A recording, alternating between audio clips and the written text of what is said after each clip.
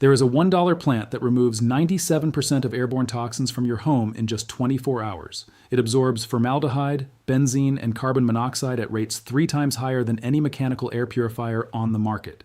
The ancient Egyptians grew it in every temple 4,000 years ago. Chinese physicians documented its healing properties in 200 AD. NASA tested it aboard the International Space Station and confirmed it as the most powerful natural air purification system ever measured.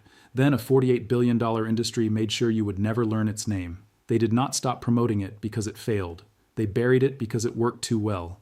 A single plant that costs $1 and lives for decades cannot be sold back to you every 3 months in a plastic cartridge, and anything that cannot generate recurring profit has to be forgotten. Welcome to Forbidden Camping. This is where we unearth what the air quality industry spent billions to erase.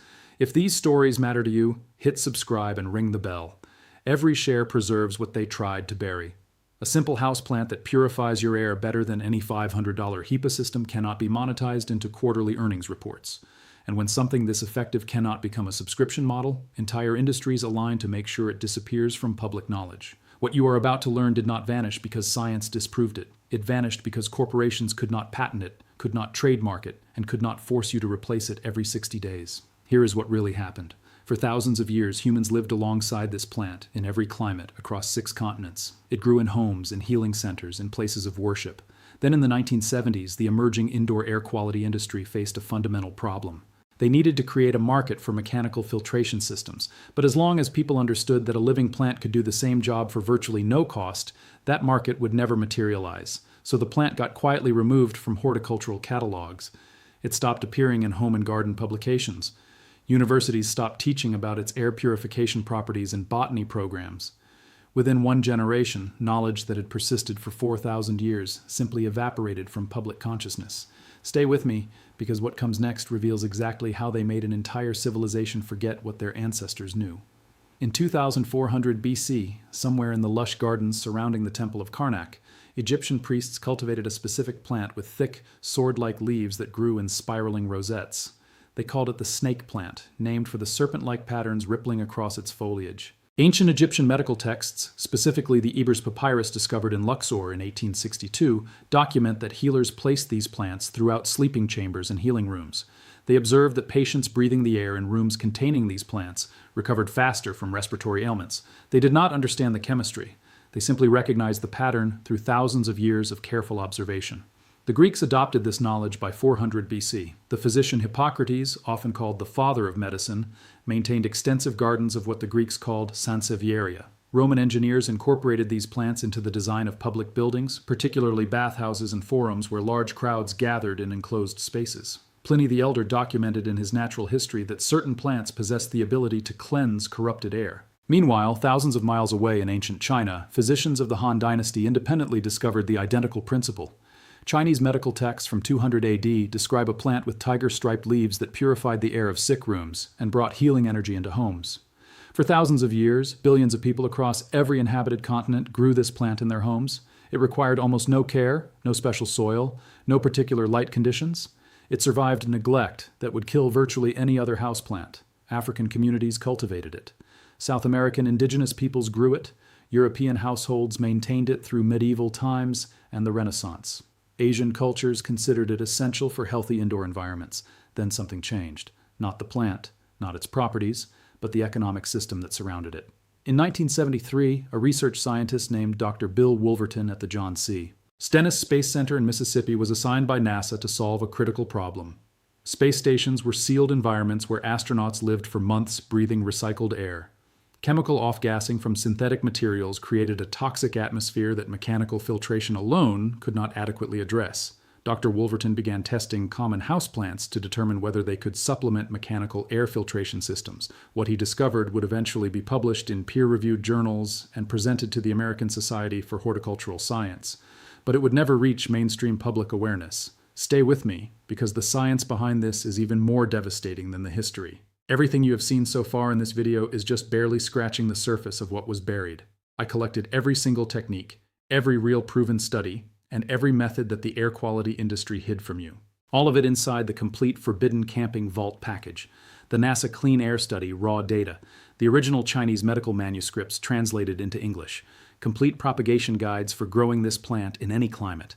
The EPA reports on indoor air toxicity that recommend plants but never name them. Over 10 complete guides, all in one place with no fluff. The link is in the description. But stay right here because this video just began. Here is what happens at the molecular level when this plant encounters toxic air. The Sansevieria trifasciata, commonly called snake plant or mother-in-law's tongue, performs a unique form of photosynthesis called crassulation acid metabolism. Unlike most plants that open their pores during daylight, snake plants open their stomata at night. This means they actively purify air while you sleep, absorbing carbon dioxide and releasing oxygen in darkness when most plants do the opposite. But the air purification mechanism extends far beyond simple gas exchange. The plant's leaves contain specialized cells that absorb volatile organic compounds through their pores. Once inside the leaf tissue, these toxic molecules are transported to the roots where soil microbes break them down into harmless byproducts. The plant essentially converts poison into nutrition. A landmark study published in the Journal of the American Society for Horticultural Science by Dr. Wolverton and his team at NASA tested snake plants against 15 common household toxins. The results were extraordinary. A single mature snake plant placed in a sealed chamber measuring 12 cubic meters removed 97% of formaldehyde within 24 hours.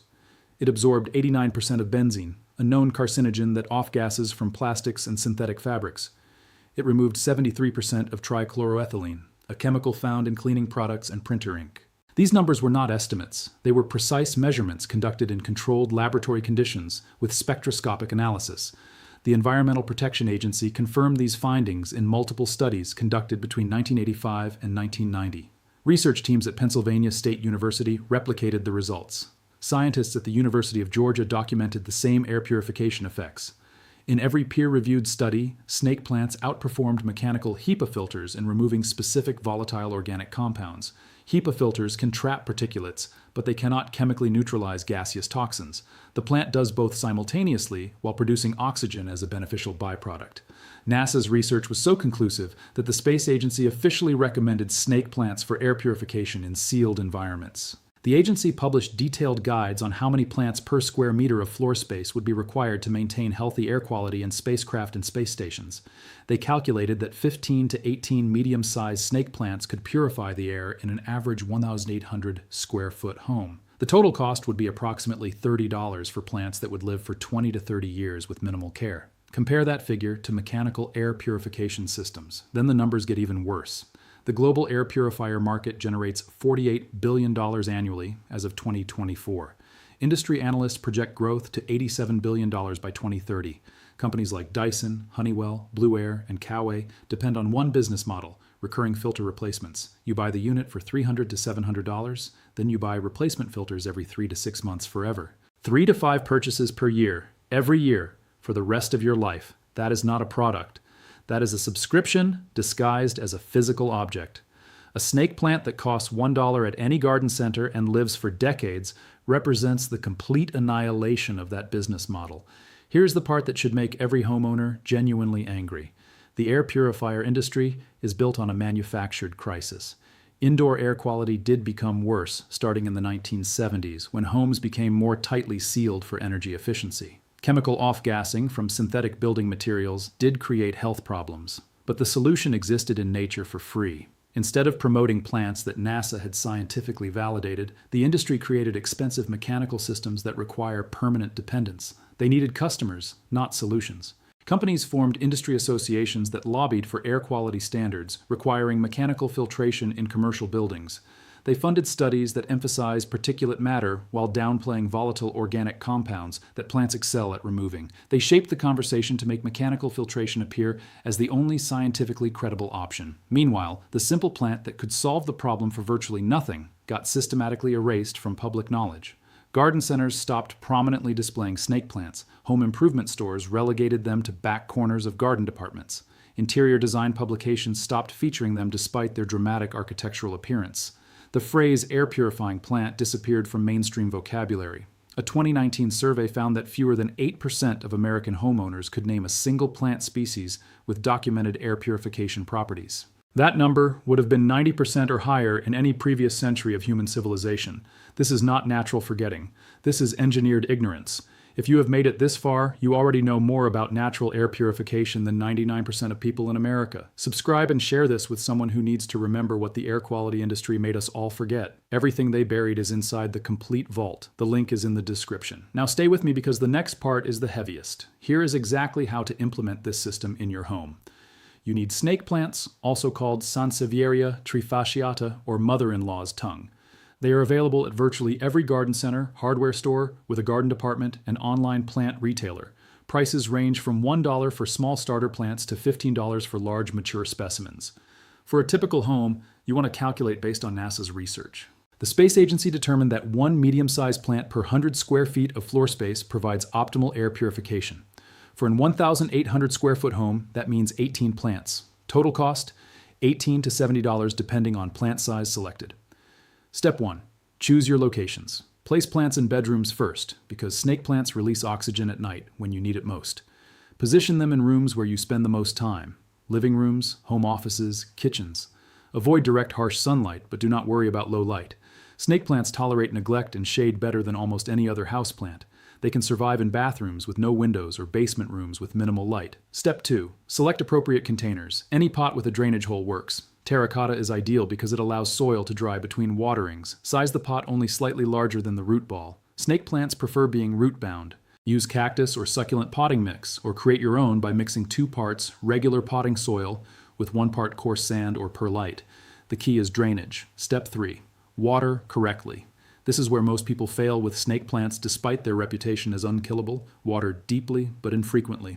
Allow the soil to dry completely between waterings. In winter, water every 3 to 4 weeks. In summer, every 2 to 3 weeks. Stick your finger 2 inches into the soil. If it feels moist, do not water. More snake plants die from overwatering than any other cause. If you forget to water for 2 months, the plant will survive. If you water twice a week, it will rot. Step 4. Minimal maintenance. Wipe dust from leaves every few months using a damp cloth. This keeps pores clear for optimal air purification. No fertilizer necessary, no pruning required, no repotting needed for years. The plant grows slowly and tolerates crowded conditions. If leaves turn yellow, you are watering too much. If tips turn brown, you have hard water or fertilizer buildup. Simply reduce watering and the plant will recover. A homeowner in Phoenix, Arizona implemented exactly this system in 2021. She purchased 20 snake plants for a total cost of $40. She placed them throughout her 2,000 square foot home following NASA spacing recommendations. Within 3 weeks, she noticed reduced headaches that had plagued her for years. Within 2 months, her adult son's asthma symptoms decreased noticeably. She tested indoor air quality using a VOC monitor before and after. Formaldehyde levels dropped from 85 parts per billion to 12 parts per billion. Benzene concentrations fell from 23 parts per billion to 3 parts per billion. She documented her results in a local gardening forum where hundreds of other homeowners replicated her success. Compare that to a mechanical air purification system.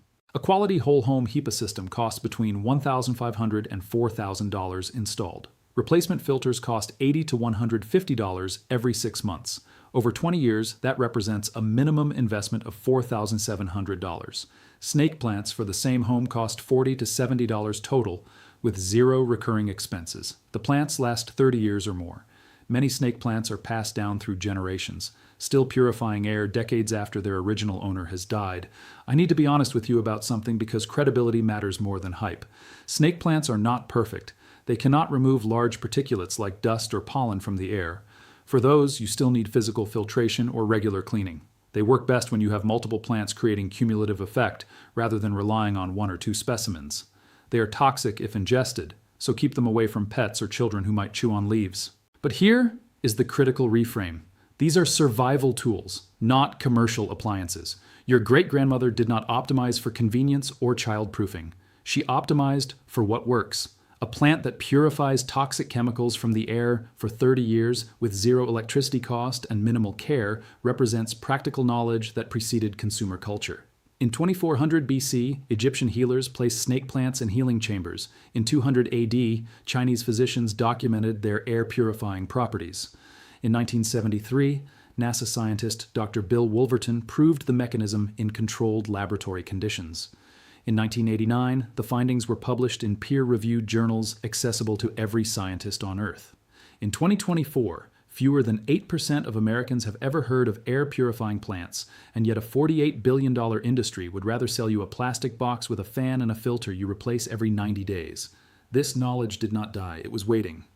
Waiting in ancient medical texts, in NASA archives, in botanical journals that no one promoted to the public, and now, sitting right here, watching this video, you just reclaimed it.